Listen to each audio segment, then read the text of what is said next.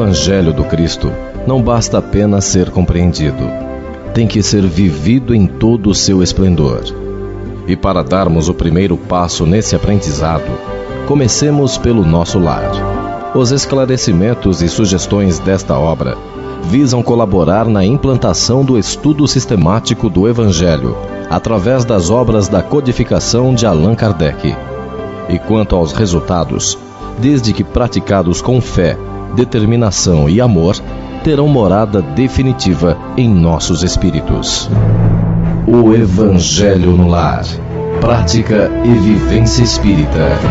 Boa noite a todos, amigos, irmãos, ouvintes da Rádio Fraternal. A Rádio Fraternal que sintoniza o bem, o amor a Deus, ao próximo e a Jesus especialmente. Sejam bem-vindos, é uma grande honra tê-los aqui, uma grande alegria para esse dia tão especial que é o dia do Evangelho na rádio. O Evangelho no Lar é uma prática que nos permite em nosso lar uma grande força de defesa em nossos lares. A defesa que propicia o bem sempre no nosso lar. Com a prática constante do Evangelho no Lar, formamos uma defesa que nos traz harmonia, nos traz a paciência, a boa vontade uns com os outros dentro do lar. E isso, sem dúvida nenhuma, faz com que promovamos em nós mesmos uma reforma, a reforma íntima, que o Espiritismo tanto nos aconselha a fazer.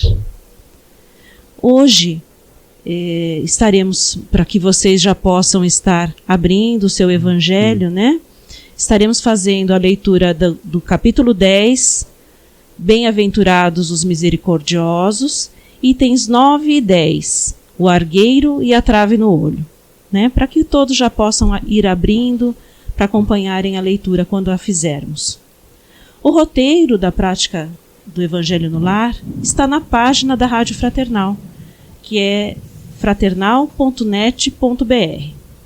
Então, visitem a página, verifiquem o roteiro e iniciem a prática do Evangelho em seus lares. Hoje estamos aqui, eu fazendo a condução, sou a Kátia. Teremos a prece inicial sendo feita pela Ana Lu e o Paulo, a leitura sendo feita pela Ione, as vibrações pela Patrícia e a prece final pelo Jefferson. Após a leitura, abre-se os comentários e todos que sentirem necessidade de comentar, farão seus comentários. Vamos então à prece inicial.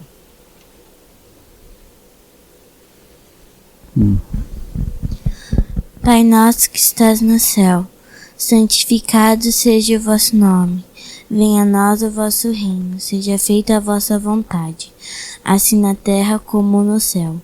O pão nosso de cada dia nos dai hoje. Perdoai as nossas ofensas, assim como nós perdoamos aqueles que nos têm ofendido. Não nos deixeis cair em tentações, e livra-nos do mal. Que assim seja, graças a Deus. E assim, Pai, que possamos, neste final de ano, Pai, por tudo que passamos, fazermos as devidas reflexões a respeito de nossas atitudes e tudo aquilo que realmente, de alguma forma, aconteceu. Pai, sempre te agradeceremos e agradecemos por tudo aquilo que nos tem oferecido e sabemos que tudo é para o nosso bem. Que possamos agradecer sempre pela sua luz que permeia todo esse universo, permeia todo esse planeta e permeia a cada ser, porque assim somos seus filhos e estamos direcionados para a luz, Pai. Sabemos que ainda haverá um tempo, mas todos nós destinamos a luz maior junto de seus trabalhadores, e aonde, Pai, teremos que aprender muito e sabemos que estamos na escola correta. Obrigado, Jesus, obrigado ao Pai Maior, obrigado a toda essa legião de espíritos de luz que nos conduz ao Evangelho, o caminho seguro para se chegar a Deus. Que assim seja, graças a Deus. Oração de São Francisco de Assis. Senhor, fazei-me instrumento de vossa paz. Onde houver ódio, que eu leve o amor. Onde houver ofensa, que eu leve o perdão. Onde houver discórdia, que eu leve a união. Onde houver dúvidas, que eu leve a fé. Onde houver erros, que eu leve a verdade. Onde houver desespero, que eu leve a esperança. Onde houver tristeza, que eu leve a alegria. Onde houver trevas, que eu leve a luz. Mestre, fazei que eu procure mais consolar que ser consolado, compreender que ser compreendido, amar que ser amado, pois é dando que se recebe, é perdoando que se é perdoado, e é morrendo que se vive para a vida eterna. Assim seja.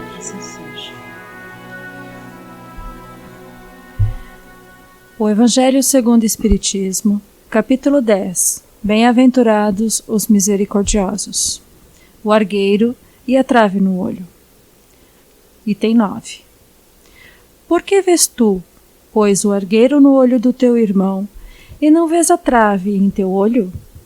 Ou como dizes a teu irmão: deixa-me tirar do teu olho o argueiro, quando tens no teu uma trave? Hipócrita, tira primeiro a trave do teu olho, e então verás como has de tirar o argueiro do olho do teu irmão. Mateus, versículo 7, de 3 a 5. Um dos caprichos da humanidade é ver cada qual o mal alheio antes do próprio. Para julgar-se a si mesmo, seria necessário poder mirar-se no espelho, transportar-se de qualquer maneira fora de si mesmo e considerar-se como outra pessoa, perguntando: que pensaria eu se tivesse alguém fazendo o que faço? É o orgulho, incontestavelmente, o que leva o homem a disfarçar os seus próprios defeitos, tanto morais como físicos. Esse capricho é essencialmente contrário à caridade, pois a verdadeira caridade é modesta, simples e indulgente. A caridade orgulhosa é contrassenso, pois esses dois sentimentos se neutralizam mutuamente. Como de fato, um homem é bastante fútil para crer na importância da sua personalidade e na sua supremacia de suas qualidades, poderia ter, ao mesmo tempo, bastante abnegação para ressaltar nos outros o bem que poderia eclipsá-lo, em lugar do mal que poderia pô-lo em destaque? Se o orgulho é a fonte de muitos vícios, é também a negação de muitas virtudes. Encontramo-lo, no fundo, como móvel de quase todas as ações. Foi por isso que Jesus se empenhou em combatê-lo, como o principal obstáculo ao progresso. Bom, o orgulho, né, que é ressaltado nesse texto, é o grande vilão, vamos dizer assim, a caridade. Não existe ninguém perfeito. A perfeição é divina, é de Deus. Mas nosso Pai deixou-nos um modelo a seguir, que é Jesus. E Jesus nos deixou um mandamento bastante enfático, né? De amar a Deus sobre todas as coisas e ao próximo como a si mesmo. E ele é o nosso modelo de perfeição e de caridade, especialmente. A caridade de Jesus é um modelo a ser seguido em nossas atitudes diárias, que temos que buscar, né? Mas aí o que acontece conosco, espíritos imperfeitos? Acabamos enaltecendo o nosso próprio ego. E o nosso ego deriva-se aí o egoísmo. E o orgulho é uma manifestação do egoísmo, né? Então, tudo isso faz com que primeiro olhemos o defeito, o que o outro faz errado, ao invés de olharmos a nossa própria imperfeição, os nossos próprios defeitos, as nossas próprias más condutas. Então, o que precisamos fazer, né? Lembrar-nos do nosso modelo, Jesus, e buscarmos a nossa melhoria íntima, tendo em vista o modelo de Jesus. Então, eu quando tinha meus filhos bem pequenos, eu costumava falar, que é muito mais fácil a gente falar do que fazer, mas eu insisti em falar isso para eles, de que antes de falarmos mal de alguém, que buscássemos falar o bem. Que não falássemos nada. Se não pudéssemos falar o bem daquela pessoa, que mal não falássemos. Claro, né? Eu também incorro nos mesmos erros aí, como imperfeita que sou.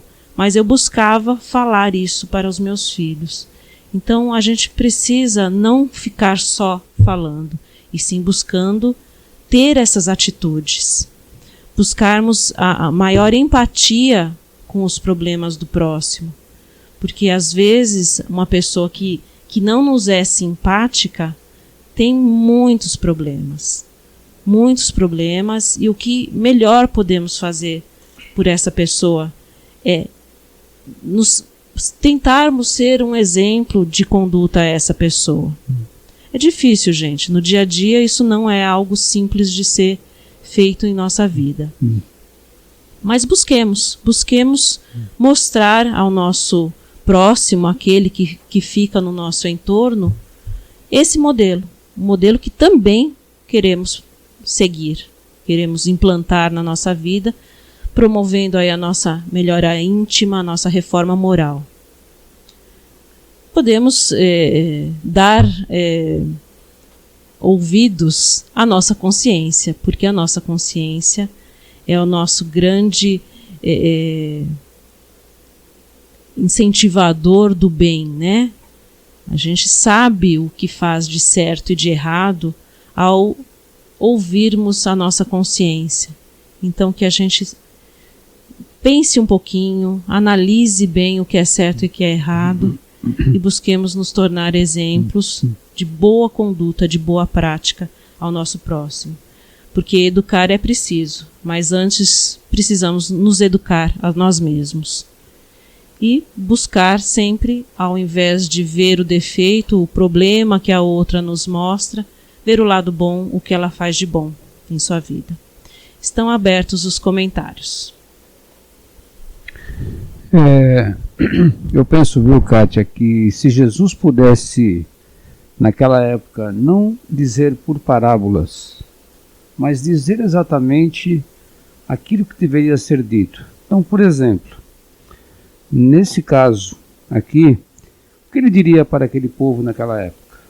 Ele diria assim: olha, não julguei as pessoas, né, pelos problemas ou pelo que elas aparentam ser, né? Não julgue as pessoas pelos seus atos, né? Não julgueis as pessoas por aquilo que elas pensam. Não se envolvam nos problemas das pessoas. Se você não quer se envolver, lance uma oração, né? Lance um olhar de caridade. Seja indulgente com essas pessoas, né? Não critique essas pessoas. Então Jesus, ele não falava, ele falava sempre por parábola. Mas o que nós entendemos também é que atualmente a gente não fala por parábola. Aliás, vivemos num tempo em que nada é falado por parábola. Mas mesmo assim, a gente não tem realmente essa permissão de falar abertamente com as pessoas. porque isso aí leva a uma série de constrangimento, leva a uma série de problemas, quando na verdade isso deveria ser dito para todos nós. Aliás, isso aí deveria ser exemplificado para todos nós, né? Então Jesus sempre usava o meio termo ali, mas de uma forma com outra mensagem embutida, né? Então tudo que nós se referimos às parábolas do Cristo, sempre existe uma mensagem muito ali, muito bem clara. E a de hoje é uma coisa que a gente tem que trazer para a realidade, né? Porque, na verdade, a gente acha que isso foi dito há 2020 anos atrás e hoje ela perdeu toda a eficácia, perdeu toda a sua sabedoria. Muito pelo contrário, cada vez mais, se a gente perceber, elas estão muito mais presentes na nossa vida. E por que isso está acontecendo? Isso justamente pelo atraso da humanidade, né? Infelizmente, pelo retrocesso na questão moral da humanidade. Se a gente fala no avanço científico, em contrapartida nós temos a questão moral. E aí existe um exercício, né, que eu ouvi de um palestrante certa vez, e ele disse assim, bem, vamos fazer o seguinte, todos nós, e tinham vários espelhos na sala de treinamento. Então ele falou, cada um vai fazer o exercício do espelho.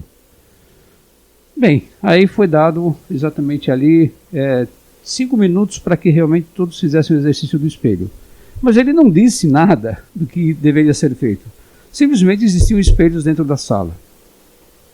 Ele falou assim, olha, vou dar uma dica para vocês.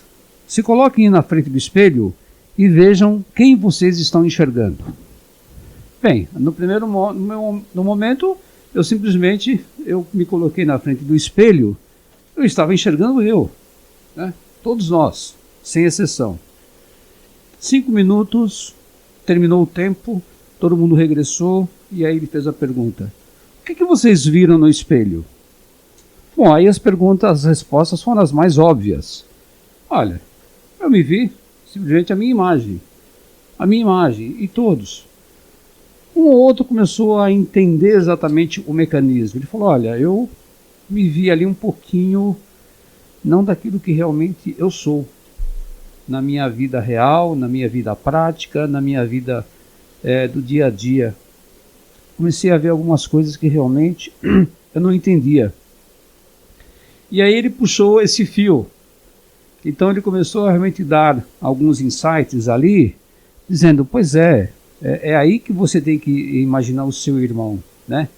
Quem você está vendo ali é você, mas quando você faz uma introspecção para dentro de você, você não se enxerga. O que você está vendo ali é apenas o físico, a matéria. Mas quando você faz uma introspecção dentro de você, você começa a achar um pouco mais de coisas que ficam muito complicadas. E aí você trabalha tudo isso. Você vai trabalhando esses defeitos, você vai trabalhando essa não paciência com o semelhante, esse julgamento que hoje, né, a parábola nos traz, e você vai começando realmente a fazer uma diferença dentro da sua vida e principalmente dentro da vida dos outros. Então, portanto, a parábola de hoje, se a gente entender muito bem, né, Kátia, ela é uma reflexão que Jesus mandou fazer não só naquela época, mas ele pede para que a gente faça atualmente. Muito mais atualmente, a gente precisa fazer essas reflexões que o Cristo disse há tanto tempo atrás. Eu passo a palavra.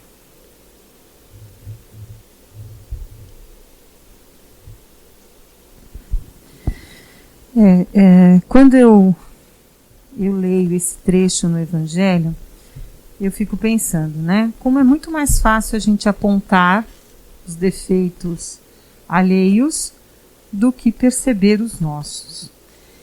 Normalmente, se a gente pedir para que se faça uma lista de defeitos e qualidades das pessoas, certamente a de defeitos a gente consegue transcrever muita coisa. E a de qualidade a gente fica pensando. Quando a gente inverte o jogo, a gente se julga, né, portador de mais qualidades do que defeitos às vezes. Então, no tocante a nós mesmos, às vezes é mais fácil enumerar as qualidades que nós temos. Mas veja, aquilo que está no outro certamente está em mim. E eu nunca posso esquecer que um dedo aponta e 3 está voltando, né? Então, os defeitos e as qualidades que eu enxergo e percebo no outro está em mim também. A beleza está nos olhos daquele que vê, no coração daquele que sente. Se a gente ficar buscando só defeito no outro, é só o que a gente vai encontrar.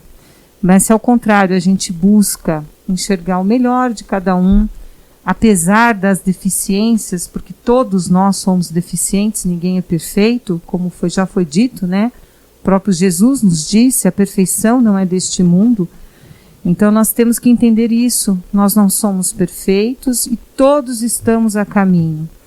E chegará o dia em que nós vamos conseguir sim nos enxergar como irmãos verdadeiros, irmãos unidos pelo amor. Mas isso é necessário trabalhar muito, praticar bastante, se fortalecer nos ensinamentos de Jesus, que, como foi dito pelo Paulinho, não é novo, né? Quanto tempo nós estamos aí, de encarnação em encarnação, tentando aprender. Já é hora do despertar do homem novo, do despertar de novos sentimentos, de novas ações, de maior consciência, da gente se perceber como filhos do mesmo Pai e como todos nós temos a necessidade de crescer e melhorar. Então é isso, né? Nunca ver um cisquinho no olho do outro. A gente se perceber como uma pessoa de defeitos tanto quanto a outra. Eu acho que é isso, né?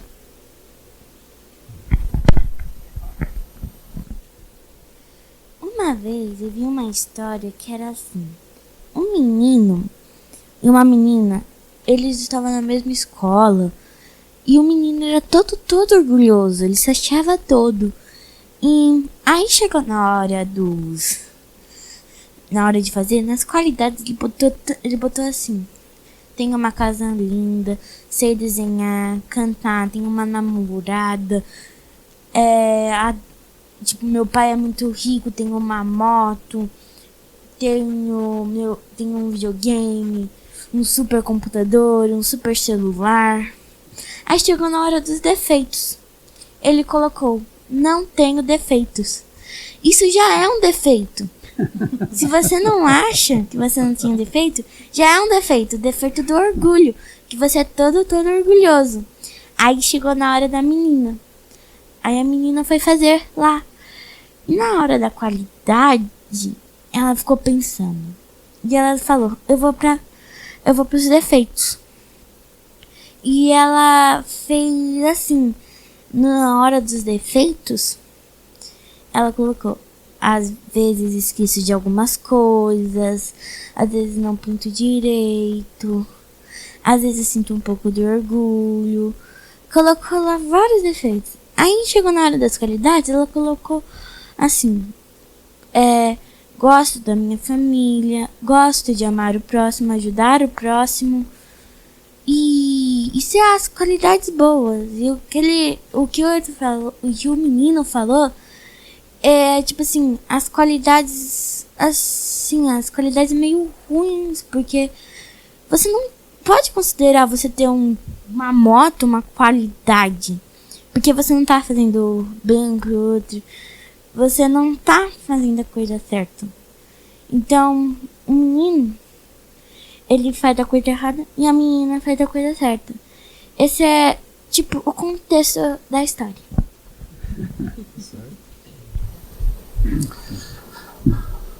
Aproveitando o que a Patrícia falou, que nós temos mais facilidades para apontar os erros do que observar as coisas boas das pessoas, e é exatamente isso mesmo que acontece conosco.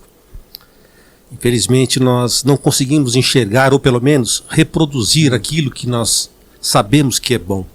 Vemos muitas pessoas fazendo coisas boas e nós não nos sentimos na vontade de replicar aquilo. Mas podemos apontar o dedo quando nós observamos algo de errado para que a pessoa se corrigisse, em detrimento da minha vontade, de que forma eu sou. Em uma certa ocasião, eu estava indo para o trabalho, e eu vou a pé para o trabalho às vezes, E eu passo sempre em frente a um supermercado aqui da nossa região, onde na porta desse supermercado se aglomera ali pessoas com situação de rua. Na oportunidade de tentarem receber algum trocado dos frequentadores daquele supermercado. E sempre muito animados, sempre muito sorridentes, dando bom dia a todos que passam pela rua. E muitas vezes eu passei por lá e em pensamento fiz muitas críticas, porque a maioria jovens, em situação de rua. E eu perguntava para mim, mas por que eles não vão buscar uma oportunidade, um emprego, meu Deus?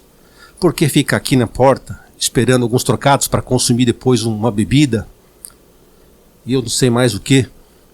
Então eu fazia essa crítica constantemente quando eu passava por lá. Muitas vezes fiz isso. E numa ocasião, eu fui trabalhar e no retorno, no meio do caminho, começou uma chuva torrencial.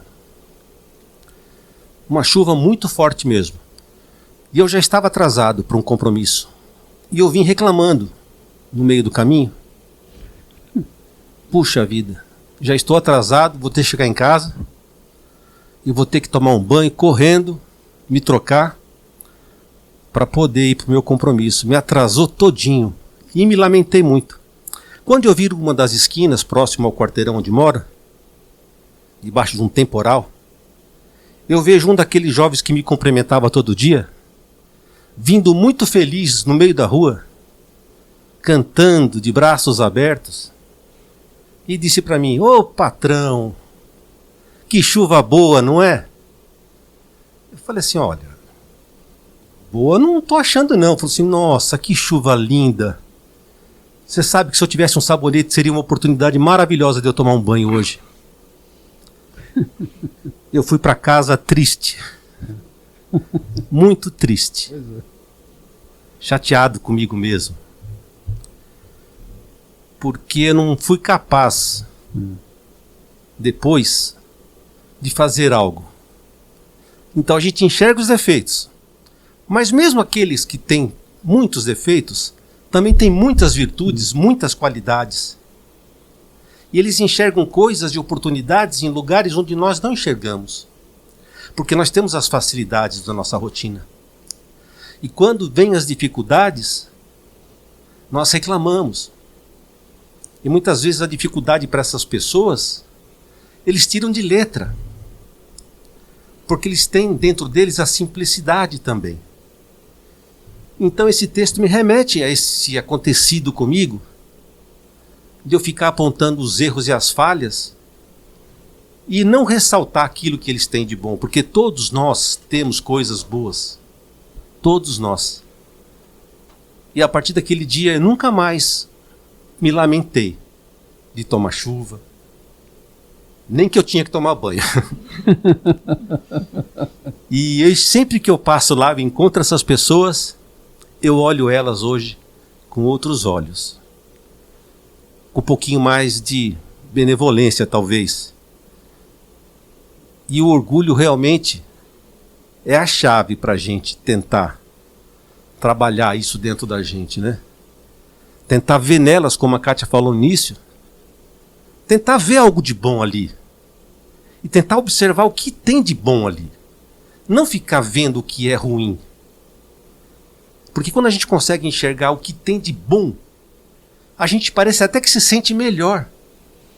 Naquele primeiro momento a gente ficar fazendo crítica, dá a impressão que nós somos superiores. Não. Quando nós observamos coisas boas nas pessoas, nós nos sentimos bem. Porque nós vamos tentar ser um pouquinho mais pacientes, tolerantes. Assim como o Chico disse para uma de suas amigas quando veio para São Paulo na Federação Espírita, iam passar na Praça da República, essa é uma história que todo mundo conta, que ela falou assim: olha Chico, nós vamos passar pela Praça da República, mas você não repara que lá tem umas pessoas estranhas. Não repare nisso. Foi dito e feito, encontraram algumas pessoas estranhas no caminho. Aí Chico diz para ela: nossa, mas se disse que eram estranhos. Olha que pessoa linda, que cabelo lindo que ela tem. Queria eu ter um cabelo como esse. é chegar e olhar as pessoas do lado melhor que elas têm. Se não tem o que falar de bom, não fale nada. Não é isso? Isso. O que significa o argueiro e a trave, né? Eu fui procurar para saber exatamente o que significava. O argueiro significa é um vocábulo no dicionário grego, enfim. O argueiro é como se fosse um pedaço de palha.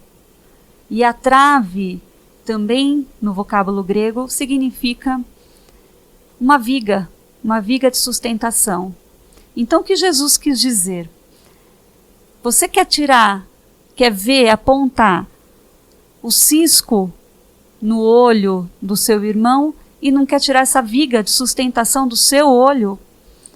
Então, presta atenção. E como já foi dito muito aqui, não vou me repetir, vamos exercitar. A hora que formos ver o defeito de alguém, vamos parar e procurar uma qualidade. Procurar uma qualidade. E ao mesmo tempo, o mais difícil, vamos ver se nós não temos aquele defeito. Porque muitas vezes nós temos o defeito que nós estamos apontando no outro. Não podemos esquecer que somos seres imperfeitos e estamos aqui para nos melhorar. Então vamos procurar seguir os ensinamentos de Jesus Cristo, nos melhorando. E uma coisa é certa, todos nós aqui neste planeta fazemos o nosso melhor. Então mesmo aquele que achamos que faz tudo de ruim, ele está fazendo o melhor que ele pode fazer, de acordo com a evolução, de acordo com o que ele acha que tem que ser feito. Então vamos ter paciência, tolerância e olhar para os nossos defeitos para nos melhorarmos. Deixa do próximo para ele ver o defeito dele. É isso.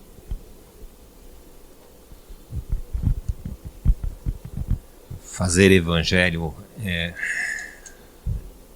fantástico justamente por causa disso, né?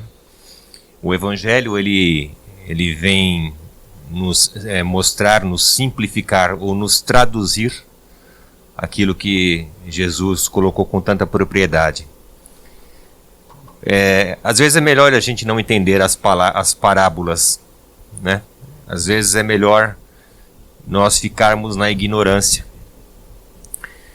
Mas quando a gente começa, ou a gente entra nessa linha e nessa estrada com o nosso mestre, a gente não tem mais como voltar para trás. Não dá mais para retroagir. Não podemos mais nos colocar como ignorantes. Nós já temos esse conhecimento.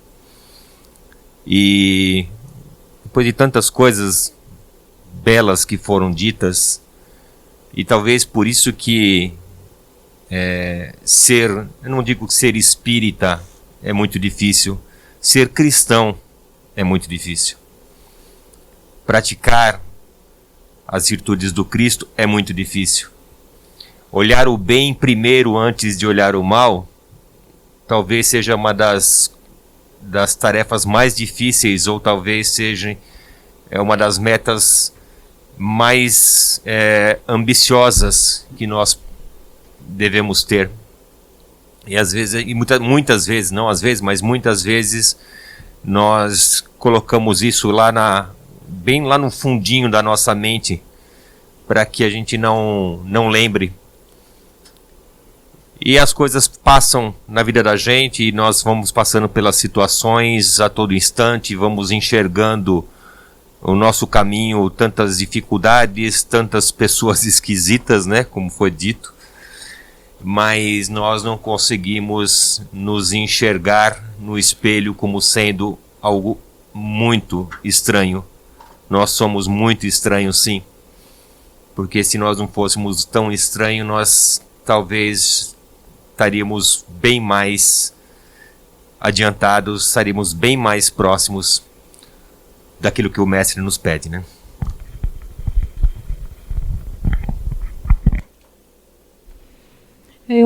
Existe uma meditação que eu gosto de fazer, e ela se chama Sabedoria do Silêncio. E no meio da meditação eu ouço a pessoa que guia a meditação dizer que o que vemos no outro é exatamente o reflexo de nós mesmos.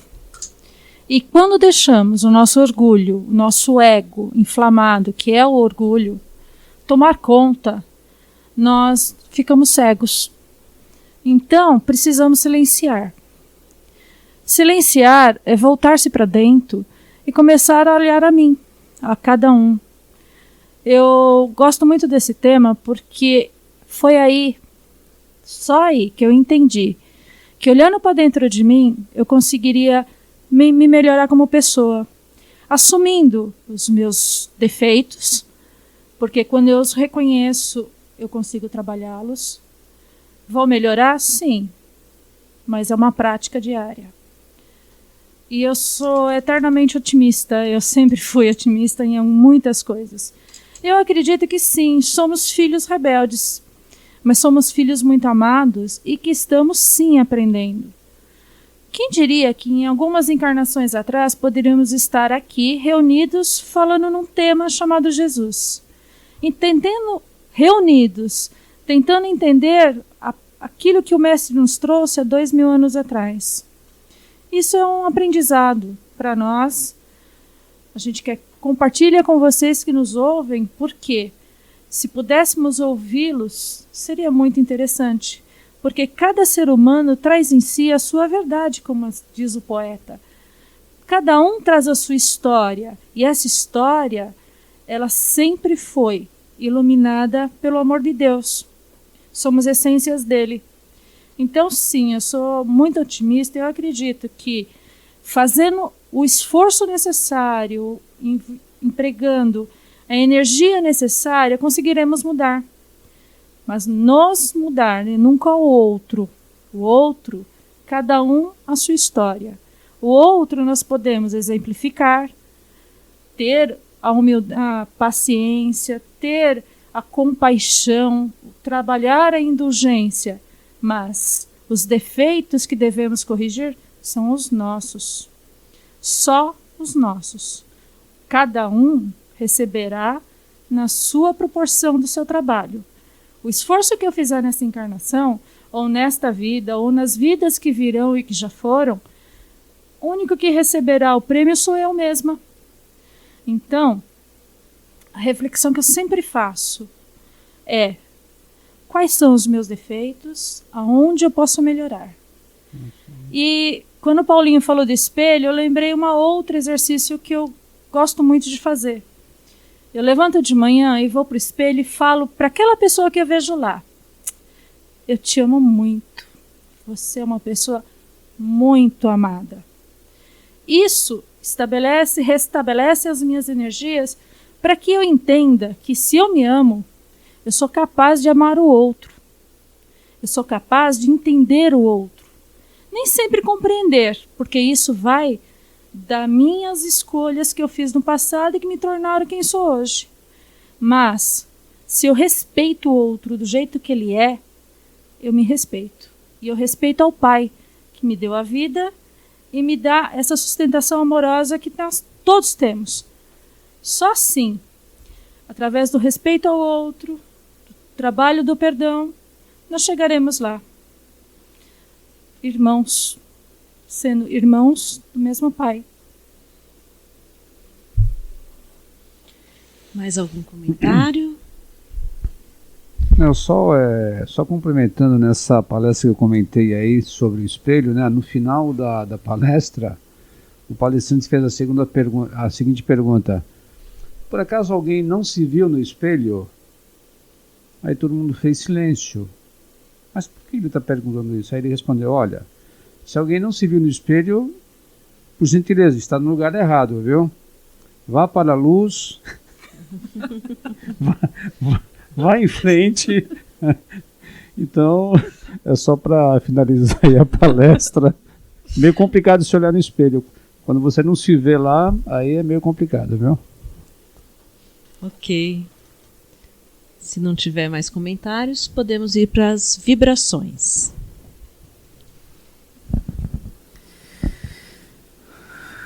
Então vamos, aproveitando esse clima de harmonia, de paz que nos sustenta neste momento, nos elevar em pensamento a Deus, nosso Pai, a Jesus, o Mestre querido, aos benfeitores espirituais responsáveis pelo Evangelho, pedindo que nos envolva em muita luz, em muita paz, em muito equilíbrio, e que possamos, fortalecidos e amparados, seguir durante toda esta semana, que tenhamos as forças necessárias para superar qualquer dificuldade, que tenhamos calma, paz de espírito, discernimento, para nos sairmos bem de quaisquer provas que tenhamos que enfrentar. Sabemos, Jesus, que o caminho é longo, que a estrada nem sempre é muito fácil, mas sabemos que temos a Tua companhia. Temos as Tuas mãos a nos amparar, a nos guiar, a Tua luz e o Teu poder a nos envolver. E por isso seguimos felizes, por isso seguimos confiantes. Obrigado, amado Mestre. Obrigado por todos os ensinamentos. Obrigado por confiar em cada um de nós, por nos aceitar apesar de tantas imperfeições. Nos fortaleça, Jesus. E vamos aproveitar este momento e vibrar por todos aqueles que necessitam de amparo, vibrar pela cura deste mundo, para que possamos nos regenerar, evoluir, crescer enquanto espíritos. Onde houver dor e necessidade, que possa haver o auxílio. Que Jesus esteja ali presente, levando o fortalecimento, levando o amparo, levando o seu amor.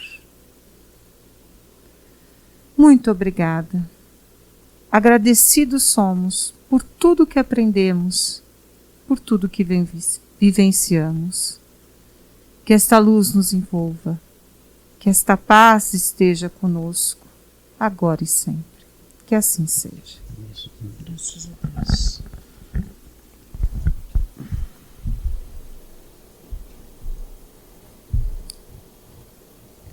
Agradecemos ao Pai por esse ambiente de luz que nos acolhe. Agradecemos aos nossos amigos espirituais da corrente do Evangelho no Lar por esta oportunidade bendita do encontro com amigos, para que possamos aprender um pouco mais sobre as mensagens do Mestre Jesus. Agradecidos por tudo aquilo que recebemos aqui esta noite, através destes amigos todos que aqui estão, que nos trouxeram um pouco mais de entendimento,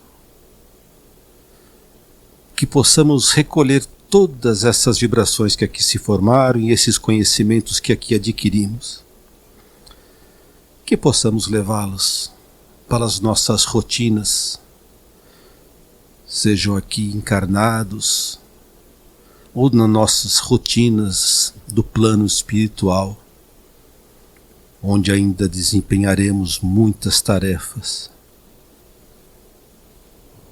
Se faz importante e necessário que as famílias se reúnam em torno do Evangelho de Jesus, para que possamos cada vez mais expandir essa luz ao maior número de pessoas, que possamos levar a mensagem do Cristo além de todas as fronteiras do orgulho, da vaidade, da intolerância. Que possamos, Mestre, ser eternamente gratos a todos os seus exemplos que nos deixou, que possamos ir praticando lentamente, olhando aos nossos irmãos com mais carinho, amor, compreensão, compaixão, tolerância, que possamos cuidar da nossa evolução com mais responsabilidade, que possamos aproveitar todas as oportunidades que são nos dadas todos os dias. E através de sua mensagem linda de paz, amor, compreensão e esperança que nos deixaste, nós pedimos a licença para encerrarmos mais esta reunião de Evangelho com a sua prece. Pai nosso que estais no céu, santificado seja o vosso nome, e venha a nós o vosso reino. Seja feita a vossa vontade, assim na terra como no céu. O pão nosso de cada dia nos dai hoje. Perdoa os nossos pecados, assim como nós perdoamos aqueles todos que nos ofendem. E não nos deixeis cair nas tentações das nossas próprias imperfeições, mas livra-nos, Senhor, de todos os males que afligem a humanidade. Livra-nos, Senhor, da intolerância, do desrespeito, que possamos ser melhores, Mestre. Que assim seja. Graças a Deus. Graças a Deus. E assim, amigos, chegamos ao momento final deste Evangelho no Lar, nos sentindo acarinhados, como um abraço bem gostoso que recebemos. Agora, um momento importante, que é o da divulgação do nosso ganhador. Qual foi o nosso ganhador, Mara? Foi o Ricardo, DDD 54. Pedimos a todos, né, que acessem a página, né, o site da Rádio Fraternal, fraternal.net.br, e estamos presentes, a Rádio Fraternal está presente em todas as mídias sociais, YouTube, Instagram, Facebook, Twitter, Telegram. Na página também tem o nosso contato de WhatsApp, para você receber também mensagens por WhatsApp. A maior caridade para com o Espiritismo é a sua divulgação. Ajudem-nos curtindo, compartilhando e levando esse carinho para um maior número de pessoas. Que o Evangelho no Lar se torne uma prática constante em seu lar. Leve a luz de Jesus para dentro do seu lar, renovadora, e até a próxima. Tchau.